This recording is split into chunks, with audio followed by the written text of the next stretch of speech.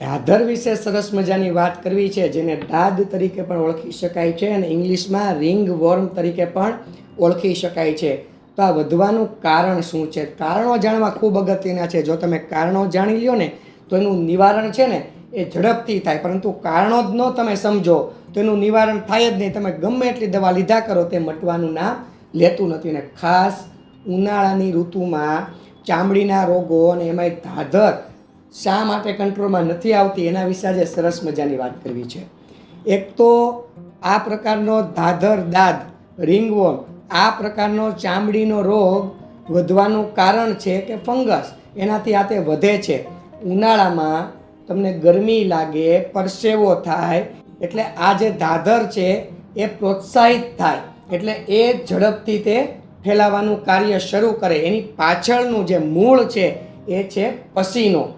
બીજું કારણ છે કે આપણે જો આપણા શરીરના કોઈ પણ અંગોની સ્વચ્છતા ન જાળવીએ, આપણે બરાબર સ્નાન ન કરીએ, ખૂબ પરસેવો થયો હોય તો આપણે સ્નાન પછી નથી કરતા, તો પણ આ રોગ થવાની શક્યતાઓ વધી જાય છે. જે કોઈ વ્યક્તિને ધાધર કે એ પ્રકારના ચામડીના રોગ થયા છે અને એનો જે ટુવાલ છે એ યુઝ કરે છે ને તરત જ આપણે પણ એ યુઝ કરીએ છીએ, તો આ રોગ થવાની શક્યતાઓ વધી જતી હોય છે. સૂવાની ચાદર છે, તકિયા છે, ઓશિકાના કવર છે, જે વ્યક્તિ ઇફેક્ટેડ છે ધાધરથી, દાદથી, અને એનો ઉપયોગ ફરીથી આપણે કરીએ છીએ તો પણ આ રોગ થવાની કે વધવાની શક્યતાઓ વધી જતી હોય છે. જે લોકોને ડાયાબિટીસ નામનો રોગ છે એવા લોકોને આ પ્રકારના ચામડીના રોગ કંટ્રોલમાં આવતા થોડીક વાર લાગે છે. અને જે લોકોની ઇમ્યુનિટી, રોગ પ્રતિકારક શક્તિ ડાઉન છે એવા લોકોને પણ આ ચામડીનો રોગ મળતા ખૂબ વાર લાગે છે.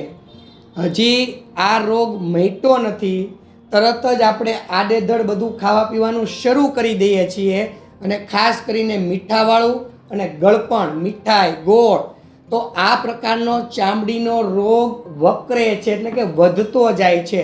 કંટ્રોલમાં આવતા ખૂબ વાર લાગે છે. બજારના ઠંડા પીણા, આઈસ્ક્રીમ, ચોકલેટ, બિસ્કિટ, મેંદો, આ બધી વસ્તુ તમે વધુ પડતી ખાશો તો આ રોગ ક્યારેય પણ મટવાનું નામ નથી લેતો. તમે લોકો ખોટા ક્રીમ છે કે લોશન છે તમે જાણતા નથી ને આડેધડ તમે લગાડ્યા કરો છો ધાધર ઉપર, તો પણ આ રોગ મટવાનું નામ નથી લેતો, ઉલટાનો વધવાની શક્યતાઓ વધી જતી હોય છે. તમે ક્યાંય પાણીમાં પલળ્યા છો અને બરાબર કપડાં કોરા નથી કરતા અને ભીનું ભીનું રહ્યા કરે છે, તો પણ આ રોગ થવાની શક્યતાઓ પણ વધી જાય છે અને કંટ્રોલમાં આવવાની શક્યતાઓ પણ ખૂબ વધી જાય છે.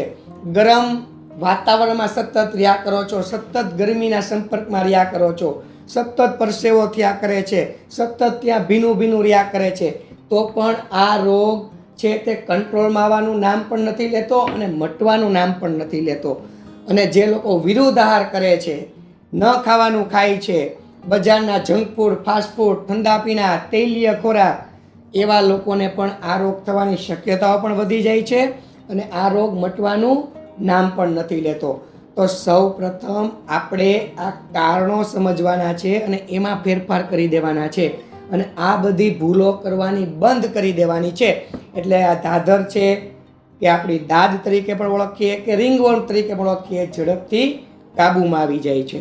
હવે જે લોકોને આ પ્રકારના દાદ છે, ધાધરની સમસ્યા થઈ છે, એવા લોકોએ હળદર અને ચણાના લોટથી જ સ્નાન કરવું જોઈએ. કોઈ પણ પ્રકારના કેમિકલોના સંપર્કમાં ન આવવું જોઈએ.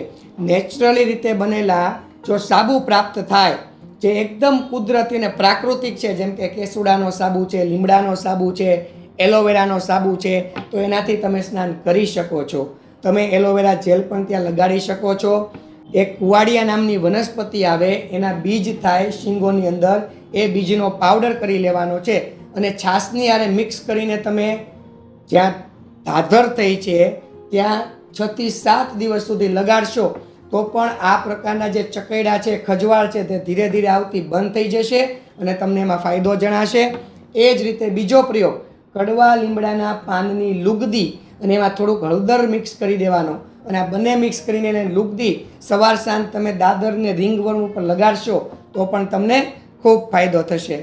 અને સાથે હળદરનું પાણી છે, હળદરવાળું દૂધ છે કે હળદીનું સેવન પણ કરજો, કેમ કે હળદર છે ને તે રક્તનું શુદ્ધિકરણ કરે છે, ને રક્તનું શુદ્ધિકરણ થાય એટલે ચામડીના રોગો છે તે ઝડપથી કાબૂમાં આવે છે. આપ સૌને મારા પ્રણામ. જય ધન્વંતરી.